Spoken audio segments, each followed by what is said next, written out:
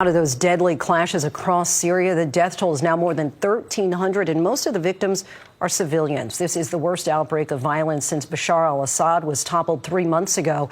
And we want to warn you that some of these images may be disturbing. More now from ABC's Lama Hassan. Concerns mounting across the world as the staggering death toll rises in Syria tonight. Syrians now burying their dead after brutal violence rips through the country, still recovering from the fall of the Assad regime. More than 1,300 people killed so far, most of them civilians. The deadliest few days since the conflict began 14 years ago. Secretary of State Marco Rubio condemning what he calls the radical Islamist terrorists, including foreign jihadis that murdered people in western Syria, adding that the interim authorities must hold those responsible accountable. The violence breaking out on Thursday after pro-Bashar al-Assad loyalists ambushed and killed 16 members of the government's security forces. The fighting then spreading with revenge killings for those deaths.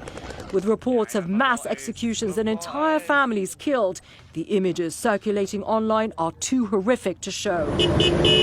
Syria's security forces are scrambling to stop the fighting from spreading, sending convoys and setting up checkpoints in the country's western coast, where the deadly clashes first erupted.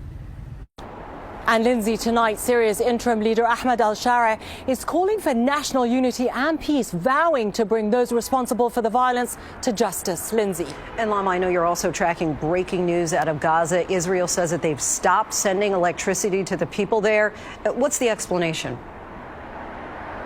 Yeah, Lindsay, you'll remember that most of Gaza hasn't had access to electricity from Israel since the beginning of the war, but it will affect the desalination plants, which provide clean drinking water and will likely have a huge impact on Gazans. And remember, this is a week after Israel blocked much needed humanitarian aid, the delivery of food, fuel and medicines during the holy month of Ramadan, all part of Israel's efforts to turn up the pressure on Hamas and force them to release the remaining hostages. Lindsay. A dozen of those hostages still believed to be alive. Lama, thank you.